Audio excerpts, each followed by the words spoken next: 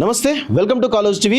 తీన్మార్ మల్లన్నను Congress party suspend చేసినట్లుగా ఒక ప్రకటన విడుదల చేసింది. దానికి సంబంధించి మనతో పాటు మాట్లాడడానికి సూర్యాపేట ఎమ్మెల్యే కంటెస్ట్ అయినటువంటి వట్టే జానే గారు మనతో పాటున్నారు. వారు గత కొంతకాలంగా తీన్మార్ మల్లన్నతో కలిసి బీసీ ఉద్యమాల వైపు అడుగులేస్తూ చాలా బహిరంగ సభల్లో తనతో పాటు పాల్గొంటారు. సో తీన్మార్ మల్లన్న ఈ సస్పెండ్ తర్వాత జరగబోయే పరిణామాలు ఏంటి, ఆ సస్పెండ్ గల కారణాలు ఏంటి, వారి మాటలు తెలుసుకునే ప్రయత్నిద్దాం. అన్న నమస్తే. నమస్తే. తీన్మార్ మల్లన్నకు సంబంధించి సస్పెన్షన్ ఈరోజు రాష్ట్ర రాజకీయాల్లో ఒక సంచలనంగా మనకు తెలుస్తుంది. దానికి సంబంధించి మీ ఒపీనియన్ ఏంటి? అసలు చాలా గొప్ప నిర్ణయం తీసుకుంది కాంగ్రెస్ పార్టీ అని భావిస్తా ఉన్నాను.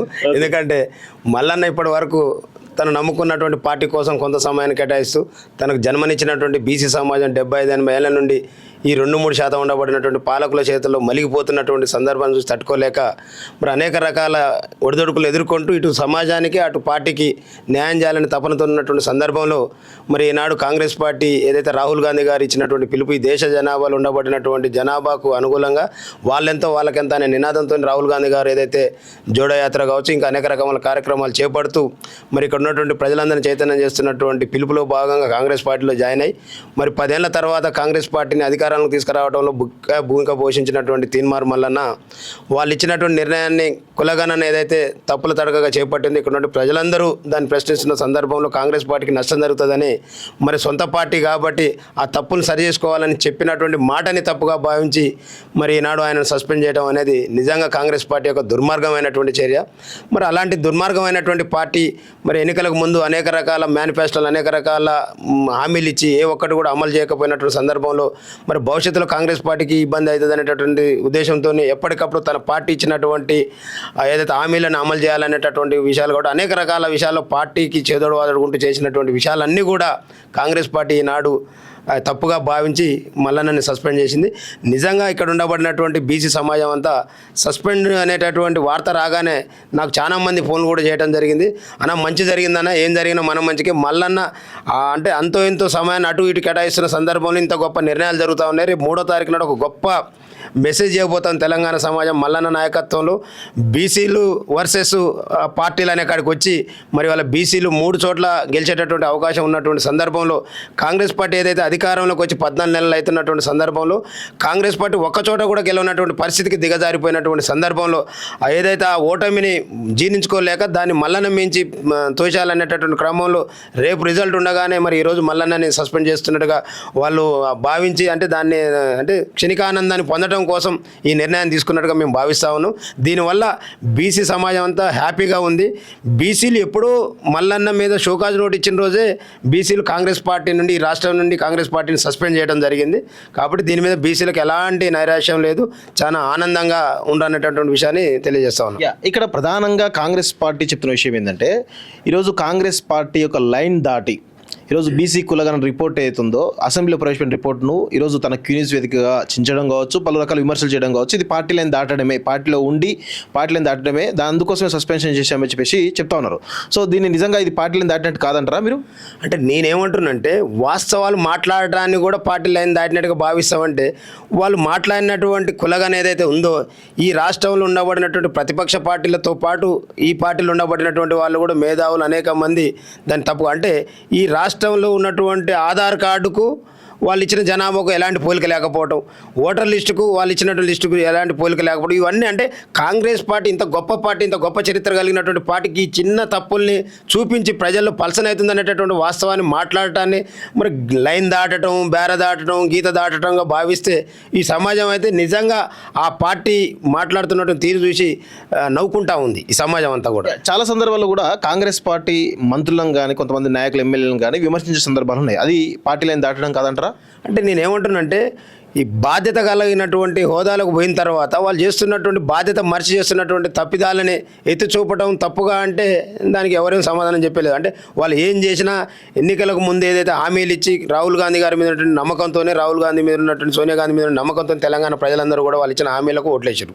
వాళ్ళు అధికారంలోకి వచ్చిన తర్వాత ఒక్కటంటే ఒక్కటి కూడా ఇంప్లిమెంట్ చేయకపోగా వాళ్ళు దేశవ్యాప్తంగా కులగణన అనేది చాలా గొప్పగా అంటే ఏదైతే భారతీయ జనతా పార్టీ గుజరాత్ మోడల్గా చెప్పుకుంటూ ఈ దేశ దేశంలో అధికారంలోకి వచ్చిందో ఇవాళ కాంగ్రెస్ పార్టీ కూడా తెలంగాణలో చేసినటువంటి మోడల్ని దేశమంతా ప్రచారం చేసుకుని అధికారం రావాలనేటటువంటి కళలు కంటున్నటువంటి రాహుల్ గాంధీ గారి కళలకు తూట్లు పొడుస్తున్నటువంటి సందర్భాన్ని ఎత్తి చూపడం ఇవాళ ఒక నిజమైన నాయకుని లక్షణంగా భావిస్తాను.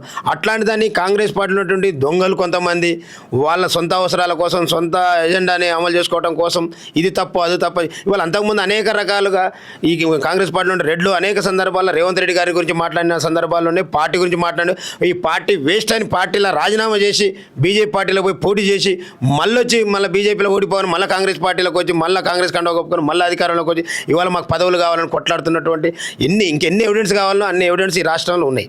కానీ మరి వాళ్ళందరికీ లేనటువంటి సస్పెన్షన్ ఒక మల్లన్నకు తీన్మార్ మల్లన్నకి ఎందుకు వచ్చింది అంటే బీసీ బిడ్డ కావడం. అంటే ఈ రాష్ట్రంలో సగానికి పైన ఉండబడినటువంటి బీసీల పుణ్యమని అధికారంలోకి వచ్చి ఇవాళ బీసీలకు జరుగుతున్న అన్యాయం మీద మాట్లాడినటువంటి బీసీ నాయకుడిని మీరు సస్పెండ్ చేస్తా అంటే మీకు ఇంకా భవిష్యత్తు ఈ తెలంగాణలో ఉంటుందని కళ్ళకు అంటుర్రా? అంటే రెడ్లకు ఒక న్యాయం బీసీలకు ఒక న్యాయం అంటున్నారు. 100% కదా.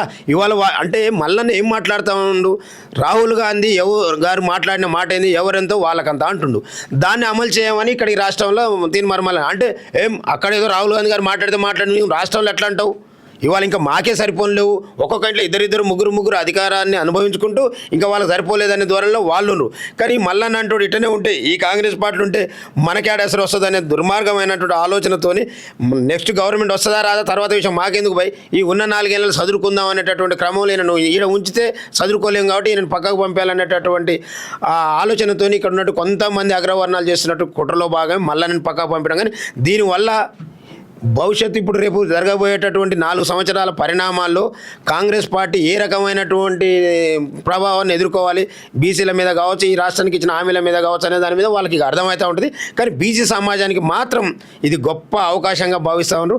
మల్లన్న గారు పూర్తి సమయం ఈ బీసీల మీద ఇప్పుడు నిన్న మనం చూసారు కాంగ్రెస్ పార్టీలో ఉండి ఏ రకమైనటువంటి ఓపెన్గా మాట్లాడకుండా బీసీలకు ఓట్లేసుకోమని చెప్తే 3కు 3 గెలవబోతా ఉన్నారు ఇక్కడ ఎమ్మెల్సీలు.